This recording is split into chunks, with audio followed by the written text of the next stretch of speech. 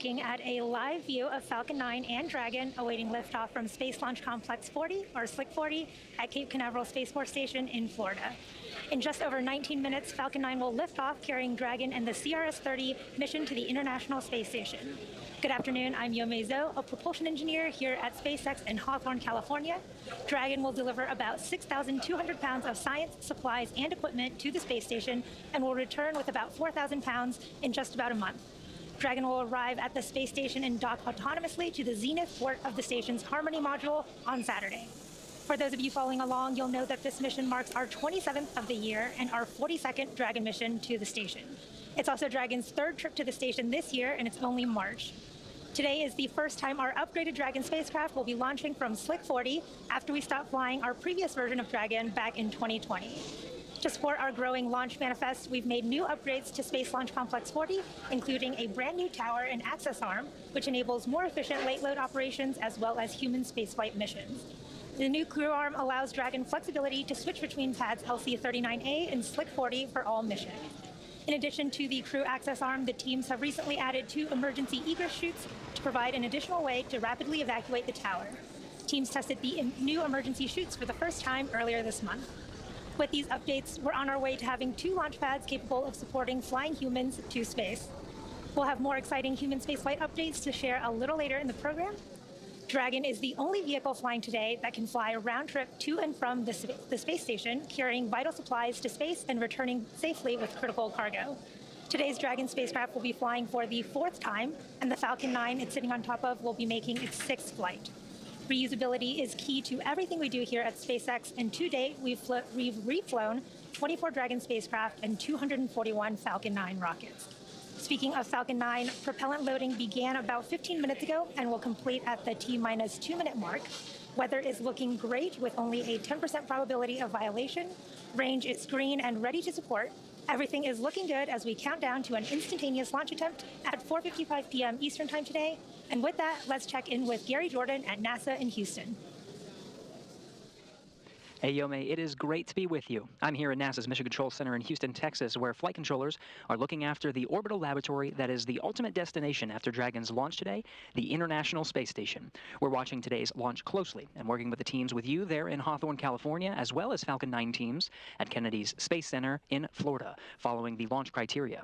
As of this moment, the teams here in Mission Control Houston are go for launch. The International Space Station is ready to receive Dragon and the 3 tons of cargo on board.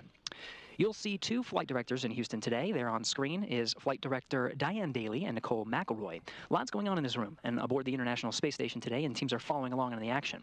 Just this morning, the scheduled launch of the Soyuz MS-25 was automatically scrubbed by ground support equipment due to a low voltage reading in the Soyuz rocket electrical system at the Baikonur Cosmodrome in Kazakhstan. NASA astronaut Tracy Dyson, with her counterparts, Soyuz Commander Oleg Novinsky and spaceflight participant Marina Vasilevskaya, have since safely egressed or exited the Soyuz spacecraft and left the launch pad, and are safely back at the Cosmonaut Hotel crew quarters as teams evaluate another launch attempt. Meanwhile, here in Houston, teams shift focus to watch the countdown towards the launch of Dragon on top of Falcon 9 for NASA's SpaceX 30th Commercial Resupply Services mission. To dive a little deeper into the vehicles of this launch, I'll turn it back over to Yomei in Hawthorne. Yomei. As we continue to count down, let's take a closer look at the vehicles that will be taking CRS-30 to the space station today. Sitting atop the Falcon 9, the Dragon spacecraft and its trunk stand over 26 feet tall. The nose cone opens shortly after launch to expose the forward bulkhead thrusters and docking mechanism that will connect with the station.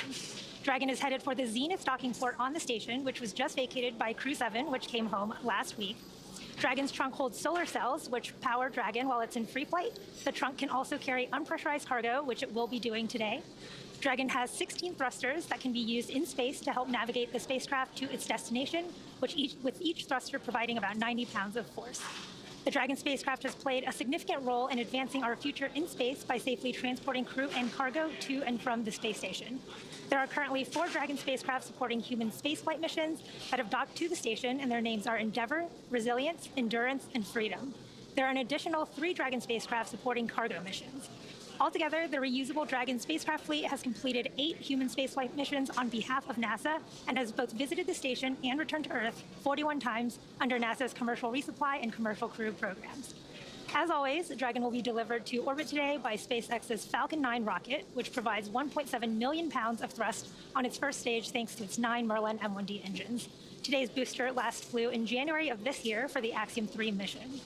Once the first and second stages separate, the Merlin engines are also used to help land the first stage back on Earth. The first stage today will be performing 3 burns as it makes its way back to Earth. First will be the boost back burn, where 3 of the M1D engines on the first stage will reignite to help flip that stage around to head back to the launch site. The second burn is the entry burn, where the same 3 engines will again reignite to help slow Falcon 9 down as it prepares to re-enter the Earth's atmosphere. Finally, the landing burn, where the center engine of the Falcon 9 will slow down the rocket enough to perform a precision landing back down at landing zone 1. Meanwhile, the second stage continues to orbit, powered by a single Merlin vacuum engine with over 220,000 pounds of thrust. The second stage will secure Dragon's entry into low Earth orbit before separating, leaving Dragon to continue its own journey to the space station on its own thrusters. About 50 seconds after separation, Dragon's nose cone deployment sequence will begin, exposing its guidance navigation controls that help Dragon autonomously fly to the space station. With T0 coming up in about 12 minutes, our teams at the Cape and Hangar X are doing a series of system checks to ensure Dragon and Falcon 9 are ready to fly. Reusability is key to making spaceflight more routine and ultimately what will enable humans to become multiplanetary. Down at Starbase, Texas, we are continuing to build, test, and fly Starship, the world's most powerful launch vehicle ever developed. 1 week ago today, Starship returned to integrated flight testing with its 3rd launch from Starbase. This flight achieved several milestones and firsts. Super Heavy completed its 2nd full-duration ascent burn, the 2nd successful hot stage separation, a successful flip maneuver, and this time made it through the boost back burn and attempted its first ever landing burn. Starship executed its first full-duration ascent burn, making it to space and checking off several other test objectives, including opening and closing its payload door, aka the PEZ dispenser, and initiating a propellant transfer demonstration and its first re-entry through the atmosphere. Starship brought never-before-seen live views of this atmospheric re-entry, utilizing the Starlink terminals installed on board to transmit a live, high-definition video signal, even as plasma built around it. Starship's rapid development approach has been the basis for all of SpaceX's major innovative advancements, including on Falcon, Dragon, and Starlink. Testing and learning is essential as we work to build a fully reusable transportation system capable of carrying both crew and cargo to Earth orbit to help humanity return to the moon and ultimately to travel to Mars and beyond. Building bases or even cities will require huge amounts of cargo and eventually crew, and that's where Starship comes in. In partnership with NASA, Starship will serve as the lander to put the first Artemis astronauts on the moon. The vehicle will perform 1 uncrewed demonstration flight before the Artemis 3 mission, which will be the first human surface expedition since 1972. With the ability to deliver cargo and people to the lunar surface, we'll be ready to help humanity build a sustainable presence on the moon and learn how to live off-world before the next step to Mars. Starship is now getting ready for its 4th test flight. Every launch and mission yields critical data for continuing to improve and pave the way for our future in space, and Flight 4 will continue that journey very soon. For now, I'll send it back over to Gary at JSC. Hey, thanks, Yome. Teams in Houston continue to watch the countdown of NASA's SpaceX CRS-30 mission, and everything's looking good. This will be the 4th launch to the International Space Station in an incredibly busy year. Take a look. 2024 has been a busy year for human spaceflight at NASA and traffic aboard the International Space Station, and there are no signs of slowing down. The year kicked off with the 3rd private astronaut mission to the orbiting laboratory. 4 crew members representing 5 nations remained in orbit for 18 days, conducting science and outreach before returning to Earth. Multiple cargo deliveries have already made their way to station. Northrop Grumman's Cygnus cargo spacecraft launched on the SpaceX Falcon 9 for the first time with 4 tons of supplies, and the Progress spacecraft launched from Kazakhstan with another 3 tons of supplies a few weeks later. A cadre of 4 spacefarers once again launched from U.S. soil on NASA's SpaceX Crew 8 mission. Their arrival began a 6-month expedition on station and relieved the Crew 7 quartet from their half-year stay aboard, who undocked and splashed down off the coast of Florida shortly after Crew 8's arrival. And around the corner, we're gearing up for the first crewed flight of the Boeing Starliner on a mission to verify the spacecraft for transporting crew to and from the International Space Station, and add this vehicle to the American fleet of human-rated spacecraft. While progress continues to be made in low Earth orbit, NASA continues to aim for the moon. The Artemis II crew has been preparing for their critical demonstration flight aboard Orion with training in Houston, Cape Canaveral, and off the coast of San Diego for recovery operations. Their mission, a giant leap to humanity's sustained presence on the lunar surface. And the astronaut corps of capable humans willing to take on these challenges in this busy time has only grown. In the midst of continued science and exploration in low Earth orbit, the latest class of NASA astronaut candidates recently graduated from their initial training and are now eligible for future assignments to the International Space Station and Artemis missions to the Moon.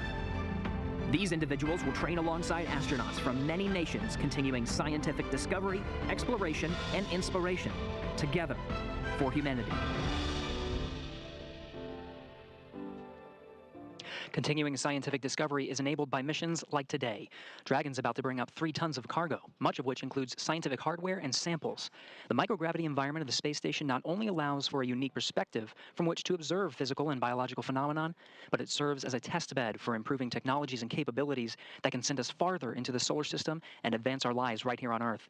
The science portfolio inside Dragon right now includes all of this, enabled by scientists and engineers who have been working for months, sometimes years, to prepare for this moment, a launch to the International Space Station. Here are some highlights of what's inside Dragon today. SpaceX is set to launch its 30th resupply services mission to the International Space Station, carrying science investigations to further NASA's missions to deep space and benefit life on Earth. A new set of sensors on Astrobee robots will test technology to automate 3D sensing and mapping for future space missions. Researchers will observe photosynthesis in space to support the development of bioregenerative life support systems. A student-developed CubeSat will measure sea ice and wave height to enhance our understanding of climate change impacts. Researchers will test controlled nanoparticle arrangement using electric fields to help improve the efficiency of quantum dot synthesized solar cells. Discover more about all of the science making the journey to the orbiting lab at nasa.gov/ISS-science. Here at just about T-minus 5 minutes, all systems are currently a go for an on-time liftoff. Strong back retraction will begin shortly, and in preparation for that retraction, you heard that call out, the sequence first beginning strong back retraction has begun. You'll see the clamp arms on the second stage just below Dragon beginning to open, and then the strong back will recline away from Falcon 9. At that transporter erector, which is that large truss structure to the left of Falcon 9, is what will retract. Strong back is retracting. In preparation for liftoff, and you heard that call out that the strong back is retracting. You can see those clamp arms opening just below Dragon as well. In just a few seconds, you should see that strong back recline away from Falcon 9 and Dragon.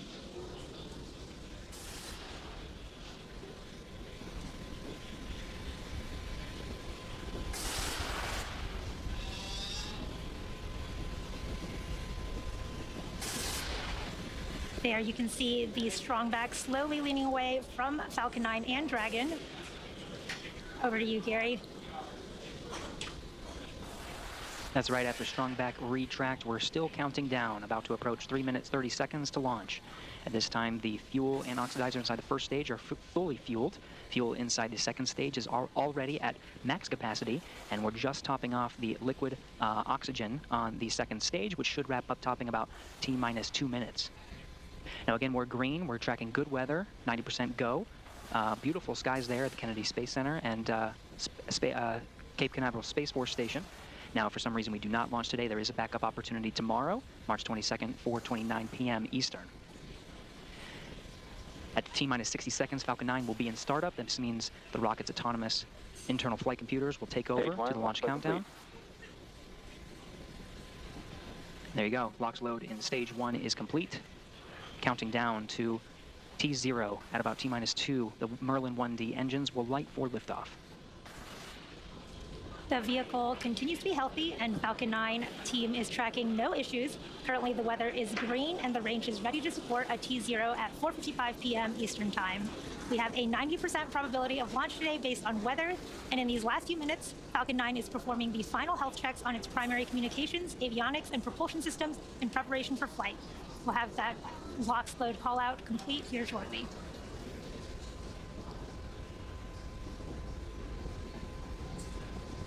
Stage 2 LOX load complete. With stage 2 LOX load complete, that gets us inside the 2-minute marker to countdown. Checkouts on the second stage thrust vector control have passed. We'll get to engine gibbling and wiggle test on the first stage much closer before ignition. At the time of launch, the International Space Station will be flying 260 statute miles of the border of Mexico and Guatemala. Now, we are just about 20 seconds from T-minus 1 minute where the Falcon 9 will be in startup and the onboard flight computers will take control of the countdown. Dragon will also transition to internal power at this time.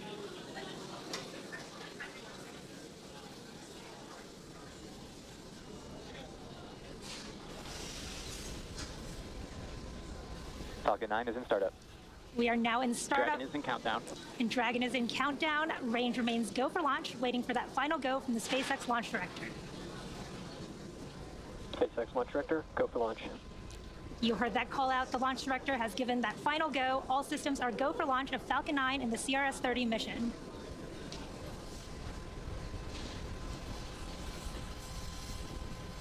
Two minutes, 30 seconds.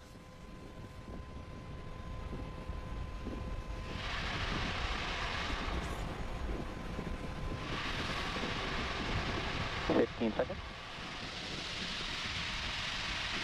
T-minus 10, 9, 8, 7, 6, 5, 4, 3, 2, 1, ignition, and liftoff at a Dragon return to Space Launch Complex 40.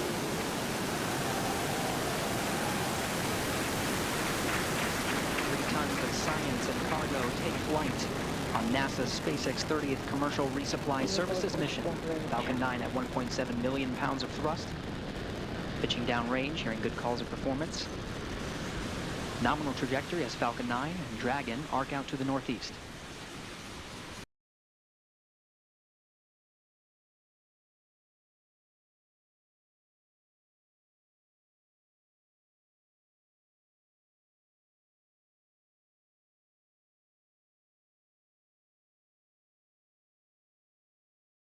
Or maximum aerodynamic pressure in just a couple seconds. Max Q.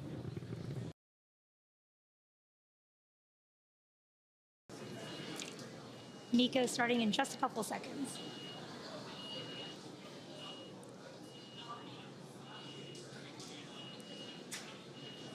MECO. Stage separation confirmed.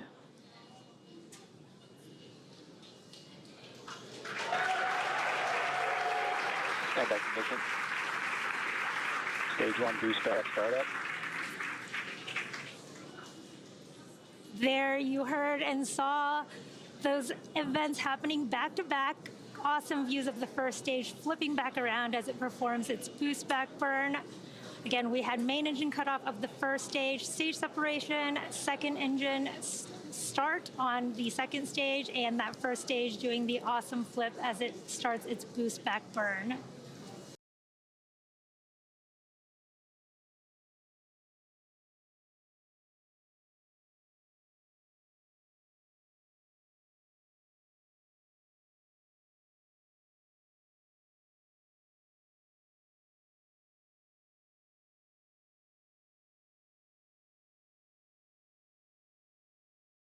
Stage 1 landing burn. Start of that landing burn.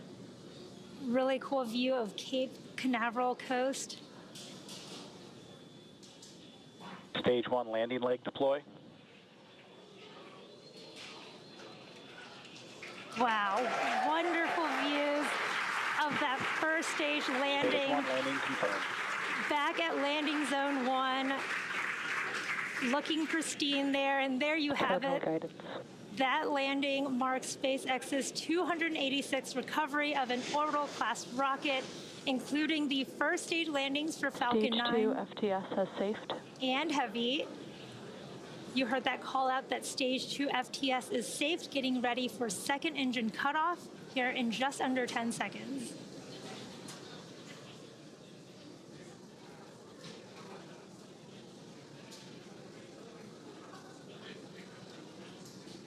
MVAC shutdown.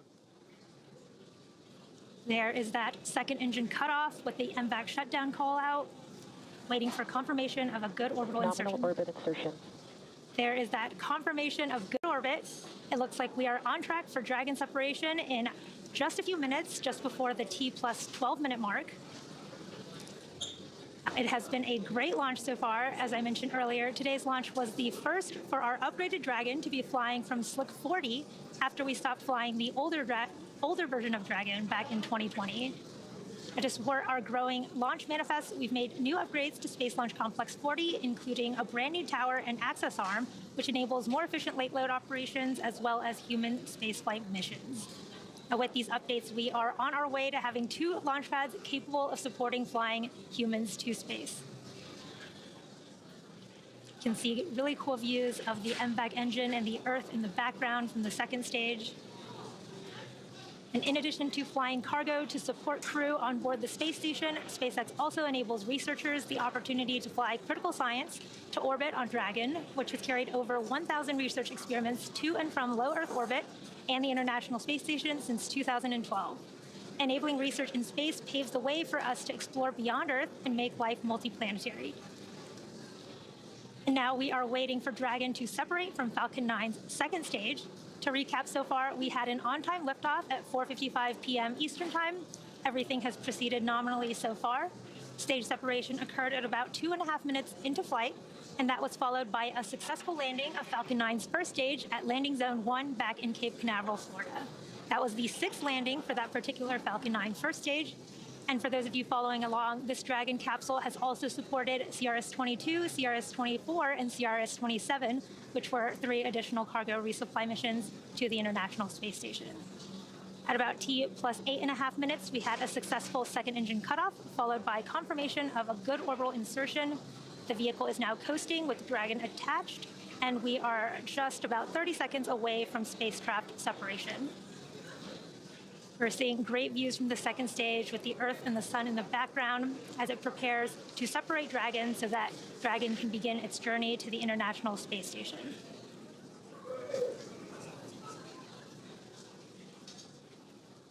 Just a few seconds from payload deployment.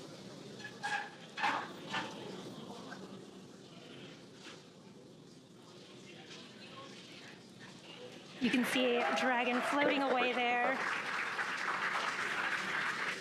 Very exciting to see. Dragon is drifting away from Falcon 9's second stage there, confirming good spacecraft separation.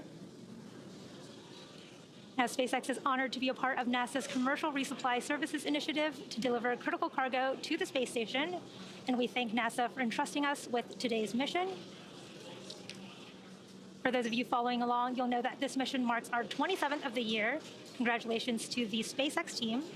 We're just in March, and we're already launched in partnership with NASA missions like Axiom 3, Cygnus, and PACE, Intuitive Machines, Crew 8, and more. You can check spacex.com/launches for up-to-date missions and schedules. But that will do it for me here in Hawthorne. But I'm handing it over to Gary to take us through Dragon nose cone opening. Gary? Hey, thank you, Yome. We were following along from here in Mission Control, Houston, a wonderful launch of Dragon from Space Launch Complex 40 at Cape Canaveral Space Force Station. Great to see Dragon in orbit and starting its journey on the way to the International Space Station. We're continuing our coverage here in Mission Control, Houston, awaiting for the nose cone to deploy. The nose cone is at the very tip of the Dragon spacecraft. Once deployed, exposes the 4 forward bulkhead Dracos. These Draco thrusters will execute the series of maneuvers necessary to raise its orbit and meet up with the destination of Dragon's launch today, the International Space Station. Of course, after separation, it is carrying 3 tons of supplies, including science, as well as some food to the International Space Station. A common question we get is what sorts of treats and food are inside Dragon that the Expedition 70 crew aboard station is awaiting. We did receive word that there is a fresh food kit, including some fruits and vegetables like citrus, apples, and cherry tomatoes inside Dragon right now. There's also 2 crew-requested coffee kits and 60, that's 60, bulk overwrap bags. These are standard bobs containing some standard food menu items as well as some crew preference choices. You're getting a live look at the second stage, now transferring to the control rooms. On the left side, you see the SpaceX mission control teams over in Hawthorne, California that oversaw today's launch and will continue to monitor Dragon on its journey to the International Space Station over the next day and a half. The teams you see there on the right are here with me in Mission Control, Houston, the International Space Station flight control teams monitoring the orbiting complex, and of course the operations jointly with Hawthorne, the flight controllers there. Joint operations between the two teams you see here will come a little bit closer to when Dragon is in its final approach phase, just about 2 hours or so prior to docking. Docking is scheduled for early Saturday morning. Teams here are waiting for the nose cone deploy of Dragon, and we're standing by and continuing our coverage. Now, a little bit about the coming days and what Dragon and the journey that Dragon will undergo. So now that we are past the spacecraft separation from the Falcon 9 and awaiting that nose cone deploy, we're in the activation and rendezvous phase of the mission. During this phase, Dragon is configured for on-orbit operations.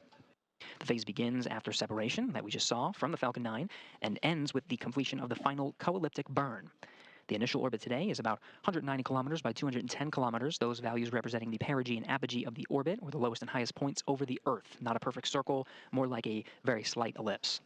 So over the next day and a half, Dragon will execute a series of burns which will gradually raise its orbit to align more closely with the station. There are 5 major burns where the Draco thrusters on Dragon will fire and bring the spacecraft close to the station before we begin the final approach maneuvers. Let's go ahead and review that now. First is the first major burn, the phase burn. This is performed at the first apogee or the highest point of the initial orbit and raises Dragon's perigee or the lowest point to a higher altitude. The next burn, which based on the orbital data that we're seeing, is the boost burn, which raises Dragon's orbit until it reaches an altitude just about 10 kilometers lower than the space station. This is followed soon after by the close co-elliptic burn to place Dragon on an orbit that's roughly co-elliptic with the space station. It means the crew, or the Dragon itself, will be about 10 kilometers lower than the station during the entire orbit around the Earth. The fourth maneuver is the transfer burn, where we're raising Dragon's apogee, or the highest point of its orbit, to just 2.5 kilometers below the station. Then we round everything out with what's called a final co-elliptic burn to once again maintain that orbit just beneath the station, but this time on a plane that is 2.5 kilometers below. We did get word that the nose cone is starting to deploy. This sequence takes just a couple of minutes until it's fully open, and again exposing the forward bulkhead Dracos that will execute the maneuvers you see here on your screen. The final co-elliptic burn you see there on the screen will lead us to the approach initiation. This is the final stages of Dragon's rendezvous with the space station and beginning integrated operations with the team here in Mission Control Houston and the teams over in Hawthorne, California. During the approach, the SpaceX flight controllers will work in tandem with the teams here to test out a number of systems and test communications between the spacecraft and the station with a system called C2V2, which stands for Common Communication for Visiting Vehicles. Sets up a data stream between the Dragon and the station. We'll see that maneuver on Saturday, early morning, bringing the approach initiation burn and bringing Dragon just below the International Space Station.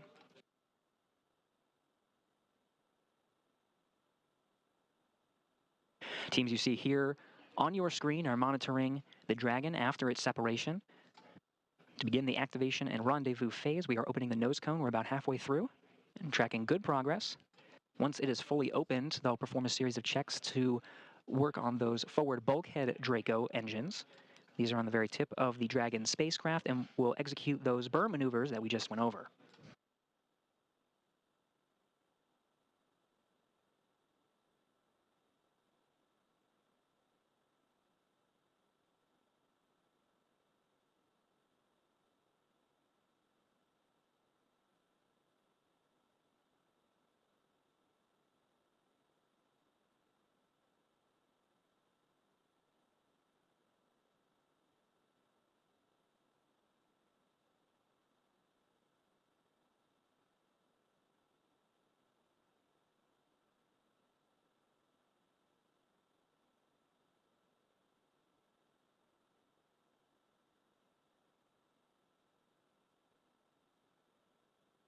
"20 minutes after the launch of NASA's SpaceX 30th Commercial Resupply Services mission.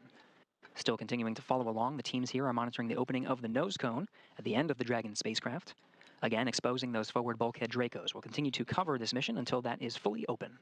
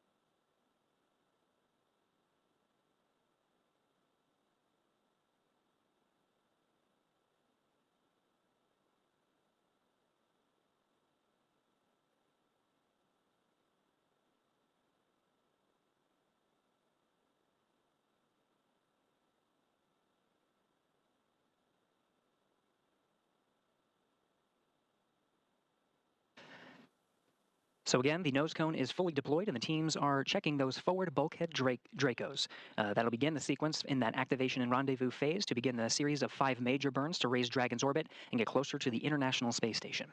So now that the nose cone is deployed, Dragon is ready for those phasing burns, as I mentioned, to the International Space Station. With a successful orbital insertion, I'm now joined on the phone by Christy Duplishin, Deputy Manager of the International Space Station Transportation Integration Office. Christy, thank you so much for joining us. Thanks. It's good to be here. Hey, Christy, you had the pleasure of being at the Kennedy Space Center for launch. What was going through your mind as you witnessed yet another cargo mission successfully launch into orbit? Oh my, yes. Even though it's the 30th cargo mission for SpaceX, it never gets old. I do still get nervous before each mission, and I think back to something one of my mentors said when I worked flight control back in the shuttle days. He said, if you're not nervous before a launch, then you aren't remembering what it means to do this. And so I think that sums up how I felt. And before each mission, regardless of how many times it happens, and I was adequately nervous. So I'm also thinking about all the work that goes into making a launch happen. There's so many dedicated and hardworking people that work every day to make these flights happen, and I'm so happy to be a part of it. So you can't just help but smile. It's so true, Christy, and really the team is putting a lot of work in, not just for this launch, but many others. The space station right now is a high-traffic area. We've seen a lot of traffic before this launch, and we'll continue to see more. What are some of the challenges for your office during a busy season of traffic aboard the International Space Station? That's absolutely true. It has been very busy over the last few months. We still have several flights ahead of us. Our team is great at keeping up with all of these vehicles that are coming and going. As we prepare for these missions, our team makes sure that the vehicles and teams are ready to fly. One of the things I enjoy most about this job is the opportunity to work with the different commercial providers that are in different stages of development. I'd say that one of our challenges is to make sure that we continue to evolve to meet our commercial provider needs as we continue in our goal of commercializing low Earth orbit. We're here to support them and help them be successful. So it's a challenge and a privilege as we continue on these goals. It's important, right? There's a lot happening, and we're seeing more traffic and more launches than ever before. Now, when considering the traffic, science is key, and Dragon has the important science objective to deliver science and also to station and also return that science back to Earth. How does the criticality of science fold into your office's planning? Yeah, that's a good question. Science is key. My office has the responsibility of providing the service to get all of the science and all the cargo, even the hardware that we need for different activities on orbit. We get it all there to station. And so we work closely with the Research and Integration Office to understand the needs of those research experiments and that each provider has for each of those missions. So, for example, that's whether there are any time constraints that the science has when we load it on the vehicle for launch, or if the experiment needs any special accommodations while it's in Dragon. We work with our science team to make sure we understand that and then communicate that to our vehicle provider. Then we look across missions to make sure that we have a flight lined up to be able to be ready to fly the science when it's ready to go. And then also we have to return some of the science. So we also make sure that we have a flight ready to bring that science home when it's ready. So we work very closely with them because we are providing the ride. A lot of work, and it's absolutely critical. Christy Duplishin, NASA Deputy Manager of the International Space Station Transportation Integration Office, thank you so much for your time. Thank you. Thanks for having me. So Dragon will begin the methodical approach to the station with phasing burns to, again, close the distance between the cargo spacecraft and the orbiting laboratory. This will take approximately a day and a half, with approach and docking to the International Space Station expected early in the morning on Saturday, March 23rd. Join us on NASA TV and NASA Plus for our coverage of the final approach and docking of this spacecraft, beginning at 4:30 a.m. Central Time, 5:30 a.m. Eastern on Saturday for a docking expected near 6:30 a.m. Central, 7:30 a.m. Eastern. Visit nasa.gov for the latest updates on our coverage and expected docking time as we follow the operations through the next few days. Thank you for following our joint coverage of NASA's SpaceX 30th Commercial Resupply Services launch. That'll wrap it up for us here in Houston, as well as our colleagues in Hawthorne. Until next time, this is Mission Control Houston.